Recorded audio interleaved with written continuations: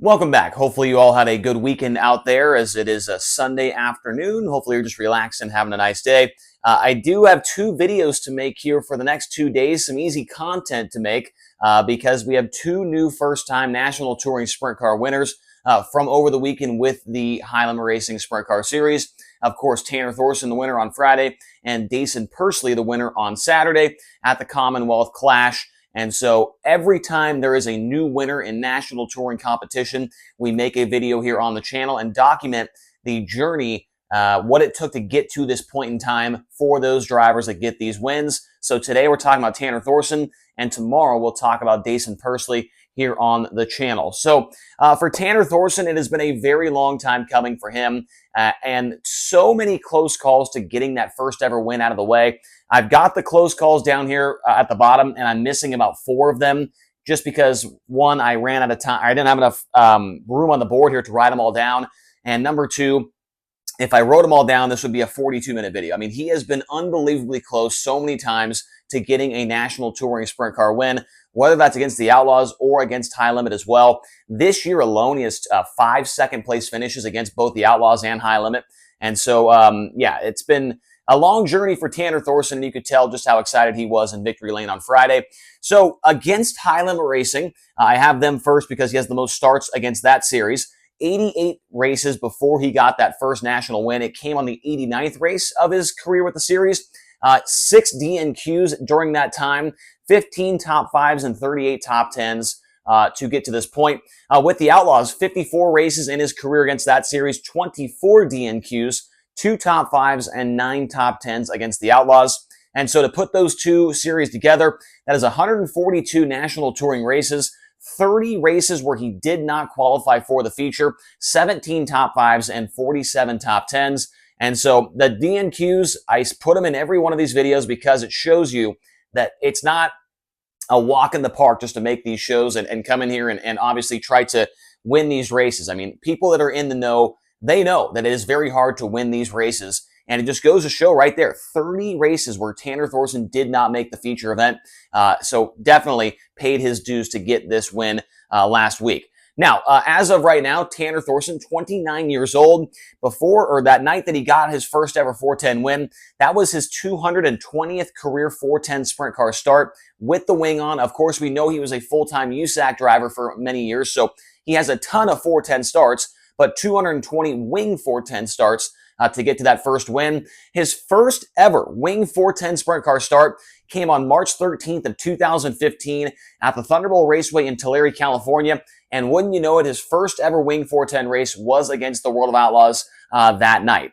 And it would not take him very long to get to a point where he almost won his first ever race. We'll talk about that here in just a few moments. I also wanted to mention all of the different car owners that Tanner Thorson has ran for during this time against the National Touring Series. Of course, the Rod Gross Motorsports 88, that is the car he is in right now. That's the one that he has the most starts in against the two big series. 98 starts so far in the Rod Gross Motorsports car. He had 11 starts in the Reinbold Underwood Motorsports 19AZ, 11 starts in Clyde Lamar's number 3C car.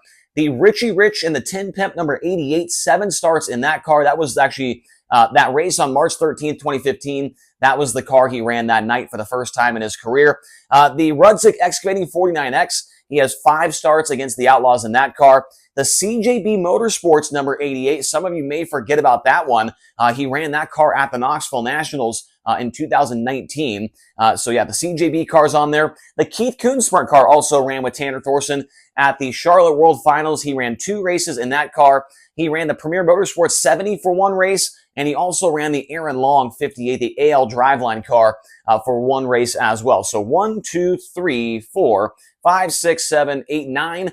9 cars it took for Tanner Thorson to finally get that first win out of the way. Now, let's get into my favorite part of the video, and that is the close calls, where he has almost won a race before, either led laps, ran second, was in the mix for a victory. That is what we'll talk about here. And like I said earlier, I couldn't get them all on the board. There was just too many of them. But the first one that, I did it kind of in, chronological order here. So the first one in March 28th of 2015 at the Silver Dollar Speedway, It was his fourth ever 410 wing sprint car start and his first ever World of Outlaws A main. He went from 13th to second at the Mini Gold Cup, and he ran second to Donnie Schatz. So Tanner Thorson, I mentioned it up here, March 13th, 2015 at Tulare, his first ever Outlaw start, his first ever wing sprint car start ever in a 410 was against the Outlaws on March 13th.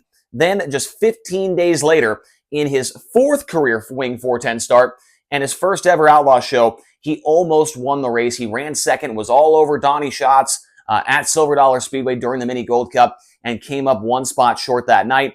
Not bad for your first ever Outlaw A main for Tanner Thorson. And then a few years later, 3 years later, in fact, on September 8th of 2018 at the Gold Cup Race of Champions at Silver Dollar Speedway, his 17th career Outlaw start. He started 7th, and at one point in time, he did lead a lap or two of the main event. They're right around the halfway point of the Gold Cup Race of Champions until he was battling with Rico Aber and Corey Eliason. Him and Eliason made contact. It folded the front end up. Tanner Thorson head on into a tractor tire, and he was out. He would run 25th in the feature. But battling for the lead at the Gold Cup Race of Champions in just his 17th Outlaw start. Another close call there for Tanner Thorson. Then fast forward a few years, because like we said, he ran USAC full time for a long time between the midgets and the non-wing sprint car. So we go to 2024, last year, Riverside International Raceway on April 23rd. He started fourth. He ran second to Corey Day. He did not lead any laps in that race, but that was just his 10th start in that Rod Gross Motorsports 88 car. And so you could tell there was a couple of sporadic moments where Thorson and that RGM team would show some really good speed. The first race they ever ran together was East Bay Raceway Park, the first high limit show. He ran second for a majority of that race to Kyle Larson, ended up third at the line to Cole Macedo. And so 10th race, almost got a win there in 2024. And then fast forward to this year at the 141 Speedway in Wisconsin. He started 9th. He ran second to Travis Aarons for a $26,000 payday at the Race Routine Foundation race. Thorson, you could tell he was pretty upset with himself that he wasn't able to get that one. And to see a guy, kind of in his same situation like Travis Aarons get his first ever win, you knew that probably got a little bit under the skin of Tanner Thorson that he wasn't able to get the job done that night at 141. Then, just a few days later, 21 days later, on the June 26th of 2025 at Lucas Oil Speedway, he started 10th in that main event and he ran second. And remember, on the last corner of that race at Lucas Oil this year, he tried a slider on Aaron Reitzel, did not make it stick. Reitzel would power around him and still win that race at Lucas Oil Speedway. But Thorson was unbelievably close that night, and it would not take him much longer to be close again. Just 2 days later, on the 28th of June of this year at Lucas Oil Speedway, he started on the pole of that one. He lost the lead early on, came back through, and would lead 3 laps in the feature, but he would spin out while leading that race, do a 360, keep on going, and he would come back to run in the 4th position. That one probably hurt the most out of all of them. Not only was he in prime position to win the race, but it was also a $25,000 win as well. And so that's 2 right there, the $26,000 win at 141, the $25,000 win at Lucas Oil, where Tanner Thorson was right there in the mix for the victory, but could not get it done. This year as well, on August 2nd of 2025 at I-55 Raceway in Peevely, Missouri, against the World of Outlaws, he started 17th. He would drive all the way up to the 2nd position, and he would end up second to Buddy Kofoid in that one. And he was, kind of pacing Kofoid. He was at the same speed, got close to him a few times, just could not make the pass. And that was a night where a lot of people took notice of Tanner Thorson. It's very hard to go from 17th to 2nd in any type of race, but that was a very impressive run. And then he would continue it on just a few days later on August 25th of 2025 at the Douglas County Dirt Track in Roseburg, Oregon. He started 5th and he would run 2nd again to Brent Marks in that one. And to me, in the middle of that race, I remember thinking Tanner Thorson is going to win this race here tonight. Late in the race, his wing tree broke or the wing ram broke or something. Remember, his wing was like super flat. He couldn't get it pulled back, and it affected the handling of the race car, so he was not able to get by Brent Marks, and he ran 2nd in that one. Another one comes off the top of my mind is earlier this year at the Silver Cup at Lernerville. He ran 2nd to Carson Macedo, got by Cy Lynch on the last lap to run in that 2nd spot. Last year at Skagit Speedway, he was leading the main event, led the first 7 laps, had a part failure, broke into turn 1, and had a wreck or whatever, and he got, went to the pit area. He was done in that one. So there's been many times where Tanner Thorson has led laps, he's ran second, he's competed for the win, and it has not been able to happen. But finally, last Friday, 2 nights ago, finally able to pull it through, and he did it from the 12th starting position, the farthest back anybody has won a high limit racing feature all year long, and the second farthest back in the history of the series. And so Tanner Thorson, we've known him as a guy that can pass a lot of cars all year. I mean, I think his plus minus at this point is like double the next closest guy with the series. It's like 150 cars he's passed so far this year with high limit.